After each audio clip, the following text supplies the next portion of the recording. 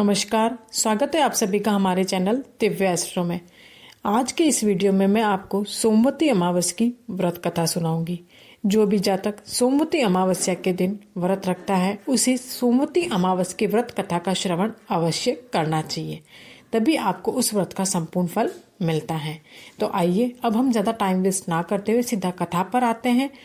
उससे पहले मैं आपसे ये कहना चाहूँगी कि यदि आज आप मेरे चैनल पर पहली बार आए हैं तो चैनल को सब्सक्राइब कर ले और बेल आइकन भी प्रेस कर ले, क्योंकि मैं अपने चैनल पर इसी तरह से व्रत और त्यौहार से संबंधित जानकारी के साथ साथ ज्योतिष से जुड़ी अन्य जानकारी भी आपके लिए शेयर करती रहती हूँ।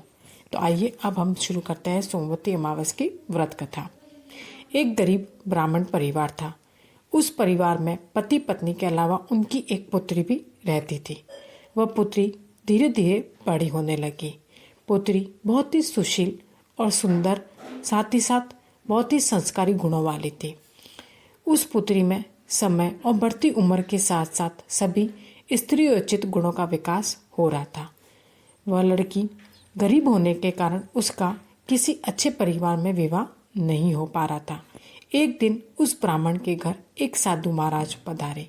वो उस कन्या के सेवा भाव से काफी प्रसन्न हुए। कन्या को लंबी आयु का साधु ने आशीर्वाद दिया और कहा कि इस कन्या के हथेली में विवाह योग्य रेखा है ही नहीं।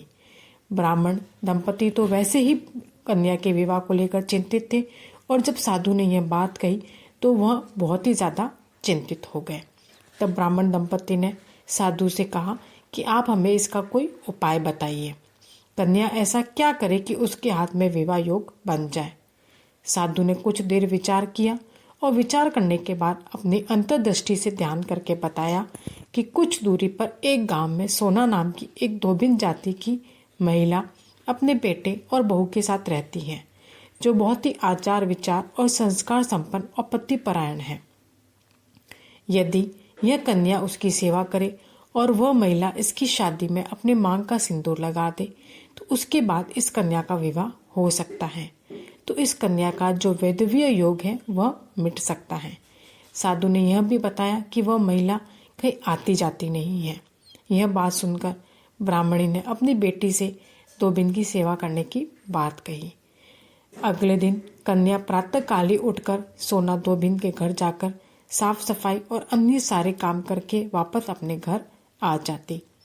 एक दिन सोना धोबिन अपनी बहू से पूछती कि तुम तो सुबह ही उठकर सारे काम कर लेती हो और मुझे तो पता ही नहीं चलता।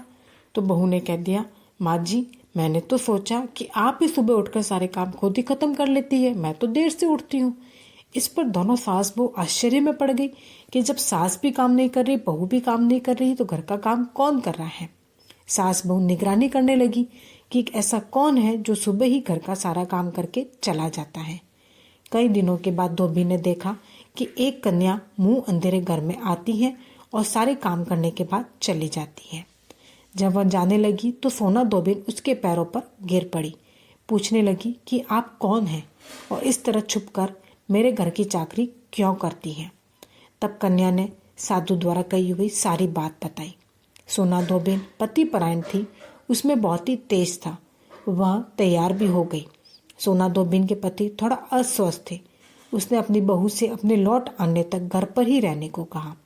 सोना धोबिन ने जैसे ही अपने मांग का सिंदूर उस कन्या की मांग में लगाया, उसका पति मर गया। उसे इस बात का पता चल गया।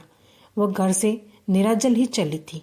यह सोचकर कि रास्ते में कहीं पीपल का पेड़ मिलेगा तो उसे भंवरी देकर और उसकी परिक्रमा करके ही जल ग्रहण करेगी। उस दिन सोमवती अमावस्या थी। ब्राह्मण के घर मिले पुए पकवान की जगह उसने ईंट के टुकड़ों में से 108 बार भंवरी देकर 108 बार पीपल के पेड़ की परिक्रमा की और उसके बाद ही जल ग्रहण किया। ऐसा करते ही उसके पति के मुर्दा शरीर में वापस जान आ गई। धोबिन का पति वापस जीवित हो उठा। इसलिए सोमवती अमावस्या के दिन से शुरू करके जो व्यक्ति हर अमावस्या के दिन भंवरी देता है उसके सुख और सौभाग्य में वृद्धि होती है। पीपल के पेड़ में सभी देवताओं का वास होता है। अतः जो व्यक्ति हर अमावस्या को ना कर सके वह सोमवार को पड़ने वाली अमावस्या के दिन 108 वस्तुओं की भंवरी देकर सोना धोबिन और गौरी गणेश का पूजन करता है, उसे अखंड सौभाग्य की प्राप्ति होती है। ऐसी प्रचलित परंपरा है कि पहली सोमवती अमावस्या के दिन धान, पान, हल्दी, सिंदूर और सुपारी की बवरी दी जाती है। उसके बाद की सोमवती अमावस्या को अपने सामर्थ्य के हिसाब से फल, मिठाई, सुहाग सामग्री, खाने की सामग्री आदि की बवरी दी जाती है और फिर बवरी पर चढ़ाया गया सामान किसी सुपात्र ब्राह्मण, ननद या भांजे को दिया जाता है। तो यदि आज की मेरी सोमवती अमावस्या की कथा आपको पसंद आई तो मेरा वीडियो ज़रूर लाइक करें, साथ ही साथ आप इसे शेयर भी करें ताकि अन्य कोई जातक जो कि सोमवती अमावस्या का व्रत करे वह भी इस कथा से लाभान्वित हो सके। धन्यवाद।